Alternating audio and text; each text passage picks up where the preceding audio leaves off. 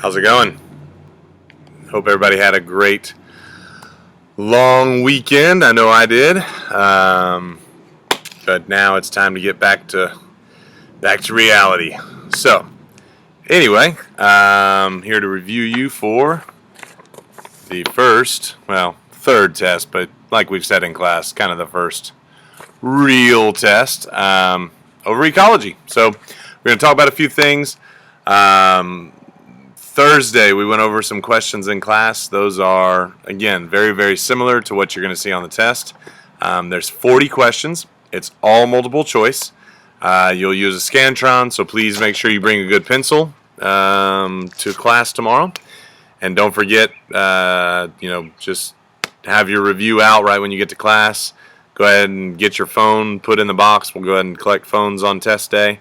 So anyway, we should be good to go. We'll get started, like I said, right when class begins, so y'all can have plenty of time to get going.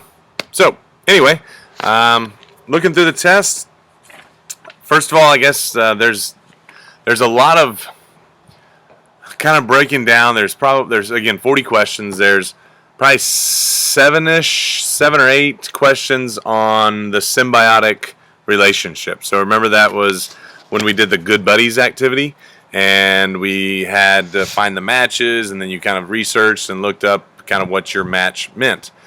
So remember, symbiotic relationship just in general means any organisms, two different species living in like close contact with each other.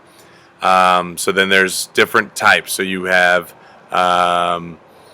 commensalism. Okay, commensalism, remember, is when one species benefits from the relationship and then one species is totally unaffected. Okay, so for instance, the shark and the little fish, remora fish that swim along with the shark, they don't help the shark at all. They don't do anything, but the little fish gets to eat. So the shark's unaffected, the little fish gets scraps, and so it gets helped. Then you have mutualism. Mutualism where they're both benefiting. Simple one would be, a bee and a flower. The flower gets pollinated, gets to reproduce, and the bee gets nectar. Okay, gets food. So we got commensalism, mutualism, parasitism. That's one that, again, everybody probably knows. One organism is harmed or even killed, and another one then benefits from it. So like mistletoe and an oak tree. Mistletoe is a parasite. Okay, takes nutrients away. All right. Predation, obviously, that's when one organism is eating. One consumer is eating another consumer. And I believe, competition then would be two different species or the same species, depending on whether it's interspecific or intraspecific. Two different species or two same species competing for a resource. Okay, so there's probably, again, about 7 or 8 questions that deal with those things right there. Just different symbiotic relationships. They'll give you a situation, and then you just basically have to pick which relationship it is. So as long as you know the definition and you read carefully, you should be good to go. There's also probably about 5 or 6 questions about the carbon cycle and the nitrogen cycle. Remember, the carbon cycle is very important because of plants. Plants take in carbon dioxide to where they can use it for photosynthesis and create glucose for themselves. And then obviously we rely on plants for everything. They release oxygen for us. And then also, obviously, they're the first link in pretty much every food chain that humans would depend on. Okay. So carbon cycle, that's kind of your quick review on that. Remember, it's very important to plants. Carbon dioxide and oxygen are both in the atmosphere, don't forget. But again, plants take in the CO2, they release the oxygen then for us to use. Nitrogen cycle, the biggest thing there is, don't forget about the nitrogen fixing bacteria. There's tons of nitrogen in the atmosphere, but we can't use atmospheric nitrogen. It has to be fixed by these nitrogen fixing bacteria that live on the root nodules of certain plants. A lot of times it's legume like bean plants. And then also lightning can fix nitrogen as well. So if there wasn't any nitrogen in the soil, if people removed nitrogen fixing bacteria, remember, plants and animals would be affected. They'd both start to get unhealthy. Okay? That was a test question, by the way. All right. What else? Then, so that's already close to 15-ish or so questions on just those two things alone, on those two topics.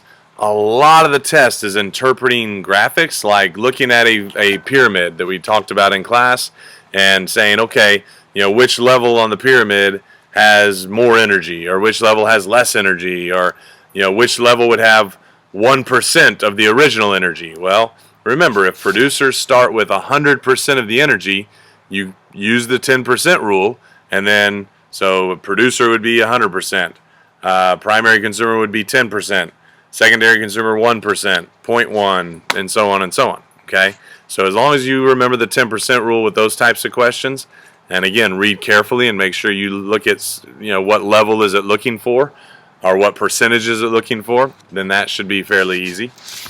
There is a lot of food web questions as far as, okay, if you take out this organism, how's that going to affect the food web? Which you did that lab and you had to interpret, so you should be good to go. Just remember, look at the whole food web. Sometimes it might be one organism that it's affecting. Sometimes it might be two or even more. So you need to be able to interpret that. Here's one I was talking about, like, again, the food levels. And you just have to say, this one is actually a DDT, talking about DDT. So biomagnification. Remember, what happens with biomagnification? Remember, the pollutant gets stronger as you go up trophic levels.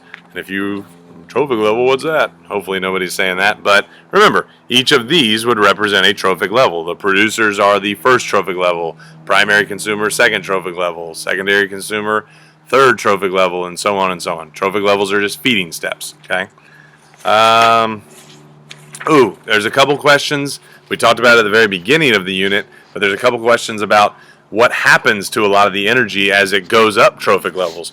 Remember, yes, a lot of it's used by the organism, but there's a lot of it also that's lost as heat. Okay, lost to the environment as heat. There's a few questions about that. And I think I remember even drawing in class, and I said, sometimes a STAR test put these little squiggly lines coming off of a food web, or a squiggly line coming off of a food pyramid. That is representing the energy being lost as heat. So again, ding. Might want to take note of that.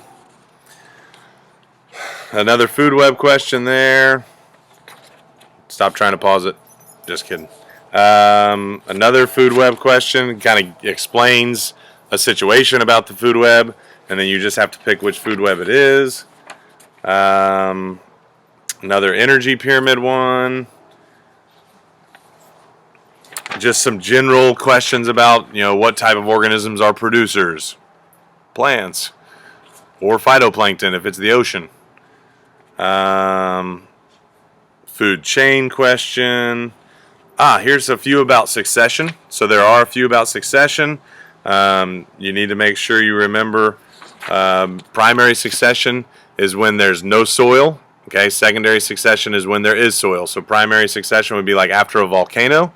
Secondary succession would be maybe after like a forest fire. So there's still some soil on the ground. Anyway, so what's going to happen or what's going to come back faster to a climax community? Secondary succession. Okay, don't forget that. Let's see here. This is a lot of just, again, real general ecology. If humans come in and mess up, start taking out predators, what's going to happen? Well, the prey animals are going to increase.